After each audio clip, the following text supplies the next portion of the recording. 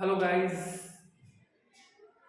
मैं राकेश जैंगिड और मेरे इस आरसी क्लासेस के इस ऑनलाइन प्लेटफॉर्म पर आपका बहुत बहुत स्वागत है। और बच्चों, आपकी बहुत ज़्यादा डिमांड के बाद में मैं इस ऑनलाइन प्लेटफॉर्म पर ग्रामर के द्वारा एक अच्छी शुरुआत करने जा रहा हूँ। आई होप कि आपको ये टॉपिक बहुत अच्छा लगेगा। तो स्टूडेंट्स की हाईली जो डिमांड है उसके आधार पर मैंने इस टॉपिक को एक अच्छे तरीके से तैयार किया है और आई होप कि आपको ये पसंद आया होगा। देखो बच्चों, जो ग्रामर में आप बहुत सारे टॉपिक्स पढ़ते हैं, इन टॉपिक्स में एक टॉपिक का नाम वॉइस भी है। और वॉइस कैसे किस तरह से एग्जाम में क्वेश्चन लेकर के आता है, किस तरह से एग्जाम में इस टॉपिक के बहुत सारे क्वेश्चंस होते हैं। तो आइए अपन एक नजर उन पर डालते हैं और टॉपिक स्टार्ट करते हैं वॉइस।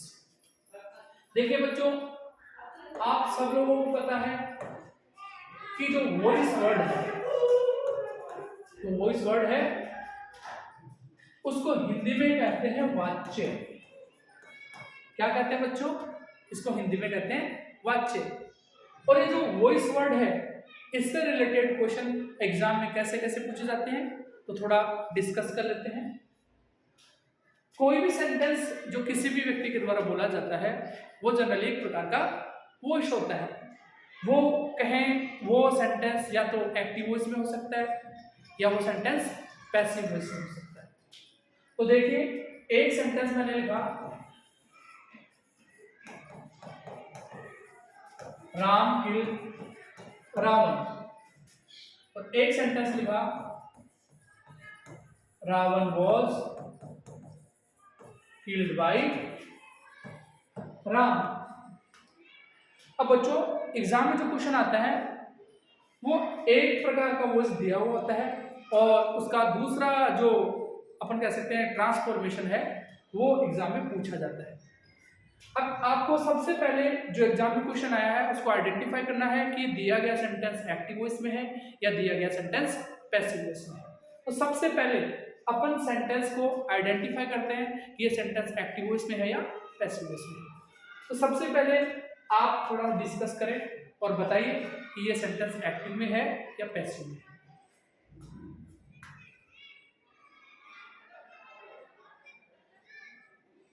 अब देखिए, एक्टिव और पैसिव की जो पहचान होती है वो जनरली वर्ब से होती है। दोनों सेंटेंस में आप वर्ब को देखिए। जो पहले वाला सेंटेंस है उसमें जो वर्ब दी है वो है किल्ड, और जो दूसरा सेंटेंस है उसमें वर्ब दी गई है वाज किल्ड। कोई भी सेंटेंस आपको एक्टिव वॉइस है, उसको पैसिव वॉइस है, उसको पहचानना है तो सबसे पहले आप किस पे नजर डालेंगे? वर्ब पे डालेंगे। यदि आपके पास में किसी भी सेंटेंस में बी प्लस वर्ब की थर्ड फॉर्म है, क्या है बच्चों? बी प्लस वर्ब की थर्ड फॉर्म, तो वो दिया गया सेंटेंस कौन से वॉइस में होगा? वो दिया गया सेंटेंस होगा पैसिव वॉइस में। और यदि ऐसा नहीं है तो वो दिया गया सेंटेंस होगा एक्टिव वॉइस में। थोड़ा एक इस तरफ थोड़ा सा ध्यान दे लीजिए, एक बार देख लीजिए कि ये जो बी वर्ब है उसकी फैमिली में कौन कौन होते हैं।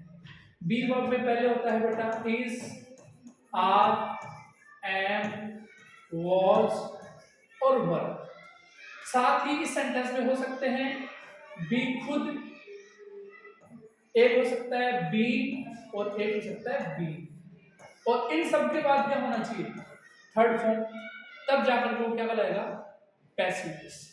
अब आप यहां पे नजर डालिए, पहले वाला जो सेंटेंस है उसमें बी की फैमिली, जो बी की फैमिली बताई गई है वो अब्सेंट है, इसका मतलब इसमें बी की फैमिली नहीं है।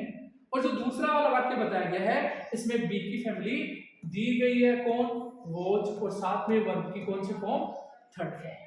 इसका मतलब ये वॉइस है वो एक्टिव वॉइस है और जो नीचे वाला वाक्य है वो है पैसिव वॉइस। क्या थोड़ा बहुत समझ में आया? एक्टिव पैसिव की पहचान करना वेरी इजी है बच्चों। यदि सेंटेंस में बी प्लस वर्ब की थर्ड फॉर्म आ रही है, बी की फैमिली कौन? बी के मेंबर है इज, बोलिए आप, is, are, am, was, were, be, been और बीन, और साथ में क्या हो, थर्ड फॉर्म। तो इसका मतलब कौन सा वॉइस है, पैसिव वॉइस। और यदि ऐसा नहीं है तो वो सेंटेंस कौन सा होगा, एक्टिव वॉइस। एक बार थोड़ा इधर देखिए आगे, सेंटेंस लिखा, सेंटेंस था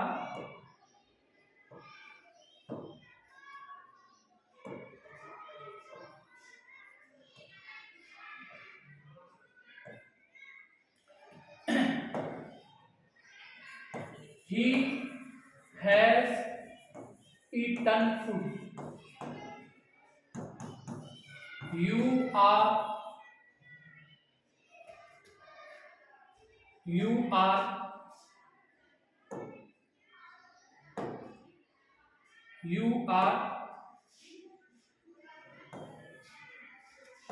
पहला सेंटेंस है you has eaten food, you are reading a book। Next sentence है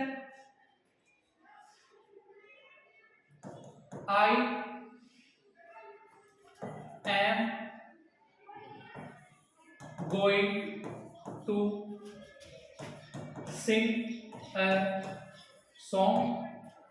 और जो फोर्थ सेंटेंस है वो है that song was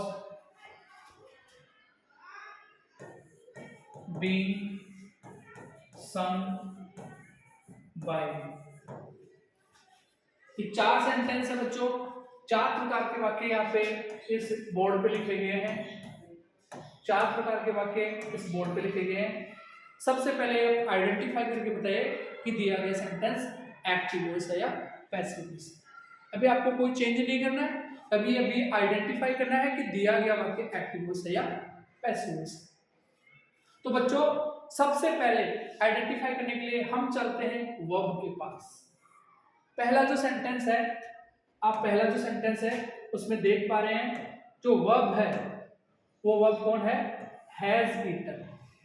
जो दूसरा सेंटेंस है उसकी वर्ब है आर रीडिंग। तीसरा सेंटेंस है उसकी वर्ब है एम गोइंग टू सिंग। और जो लास्ट सेंटेंस है उसकी वर्ब है वाज बीइंग सम। तो आप बता सकते हैं कि ऐसे कितने सेंटेंस हैं जिनमें बी प्लस वी थर्ड का प्रयोग किया गया है। यदि किसी सेंटेंस में बी प्लस वी थर्ड का प्रयोग हुआ इसका मतलब वो कौन सा वॉइस होगा, पैसिव वॉइस, पैसिव वॉइस। और यदि ऐसा नहीं है तो वो होगा एक्टिव वॉइस। चलिए सबसे पहले गौर फरमाते हैं पहले सेंटेंस का। यहाँ बी की फैमिली एब्सेंट है, इसका मतलब दिया गया वाक्य एक्टिव वॉइस का है। तो दूसरा सेंटेंस है यहाँ बी तो है, बी है, कोई डाउट नहीं है। अधिकतर बच्चों ने तो क्या कर दिया, बी को देख करके इसको क्या मान लिया, पैसिव वॉइस। लेकिन बच्चों आगे देखिए, क्या ये बी थर्ड है, पास्ट पार्टिसिपल है, नहीं है, इसका मतलब ये कौन सा वॉइस है, एक्टिव वॉइस। अब नेक्स्ट सेंटेंस पर गौर करवाते हैं। एम बी की फैमिली है और कहीं भी देखने को थर्ड फॉर्म नहीं मिल रहा, इसका मतलब ये सेंटेंस कौन सा वॉइस हुआ, एक्टिव वॉइस। और नेक्स्ट बात करते हैं अपन इस वाले सेंटेंस की, इसमें आया वाज बीइंग सम। तो इस सेंटेंस में बी का यूज किया गया है, आगे वर्ब की थर्ड फॉर्म भी आई है, इसका मतलब दिया गया सेंटेंस कौन सा वॉइस है, पैसिव वॉइस। देखते अपन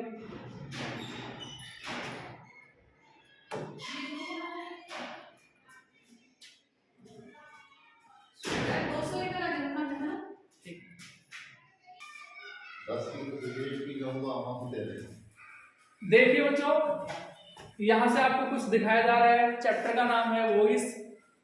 और इस चैप्टर में अपन डिस्कस करने वाले टॉपिक वॉइस को। वॉइस की सबसे पहले आपको दिखाई दे रही होगी डेफिनेशन। तो वॉइस जो चैप्टर है उसकी डेफिनेशन में कहा गया है कि वॉइस सबसे पहले, जब आप सबसे पहले इस सेंटेंस को लेते हैं तो आप देखिए सबसे पहले यहाँ पे दिया गया किल्ड। किल्ड क्या है, वर्ब है।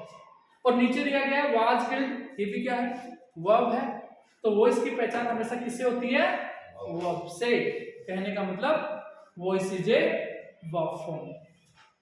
वह फॉर्म है और क्या शो करता है ये करता है प्रोमिनेंस। प्रोमिनेंस का मतलब होता है इंपॉर्टेंस, और ये इंपॉर्टेंस या तो किसकी करेगा, एजेंट की। एजेंट का मतलब डूअर कह सकते हैं अपन, और डूअर का मतलब परफॉर्मर भी होता है। परफॉर्म यानी परफॉर्म करने वाला। किसी भी वाक्य को करने वाले व्यक्ति को, कर्ता को इंग्लिश में अपन एजेंट कहते हैं, उसी कर्ता को अपन डूअर कहते हैं, और उसी कर्ता को अपन परफॉर्मर कहते हैं। और या किसका प्रोमिनेंस शो करेगा, ये प्रोमिनेंस शो करेगा या तो अफेक्टेड का, या रिसीवर का, या ऑब्जेक्ट का। जैसे एक सेंटेंस लेते हैं अपन, सबसे पहले राम किल्ड रावण, दिया गया वाक्य, पहले जज करना है एक्टिव वॉइस है या पैसिव वॉइस है। मैं बात करूं वर्ब की तो सबसे पहले यहाँ पे किल्ड का प्रयोग हुआ है, और जो दूसरा सेंटेंस है उसमें किसका प्रयोग हुआ है, वाज किल्ड का। तो बताइए आप, अभी थोड़ी देर पहले पढ़ाया गया था, किस में बी प्लस वी थर्ड का प्रयोग हुआ, बताइए। जो पहले वाला वाक्य है उसमें बी प्लस वी थर्ड का प्रयोग नहीं हुआ है, और जो दूसरा वाला वाक्य है वाज किल्ड, उसमें बी प्लस वी थर्ड का प्रयोग हुआ है। तो जिसमें बी प्लस वी थर्ड का प्रयोग होता है वो वॉइस होता है पैसिव वॉइस, और जिसमें बी प्लस वी थर्ड का प्रयोग नहीं होता वो होता है एक्टिव वॉइस। देखिए बात करते हैं अपन वॉइस के टाइप्स की। सबसे पहले अपन बोलते हैं वॉइस जनरली कितने टाइप के होते हैं बच्चों, दो टाइप के होते हैं। पहला जो वॉइस होता है वो कौन होता है, एक्टिव वॉइस, और जो दूसरा वॉइस होता है वो कौन होता है, पैसिव वॉइस। आइडेंटिफाई करने का तरीका मैंने आपको बता दिया गया है, जो आपको जो तरीका बताया गया है जनरली बेसिक तरीका वही है, उससे आपको इजीली आइडेंटिफाई आप किसी भी सेंटेंस को कर पाएंगे। लेकिन यहाँ कुछ एक तरीका और दिया गया है कि एक्टिव वॉइस वो होता है जिसमें सब्जेक्ट क्या होता है, प्रोमिनेंस करता है, या जिसमें सब्जेक्ट की प्रोमिनेंस होती है वो कौन सा वॉइस होता है, एक्टिव वॉइस होता है। जैसे एक सेंटेंस दिया गया है, यहाँ पे सब्जेक्ट सेंटेंस दिया गया है,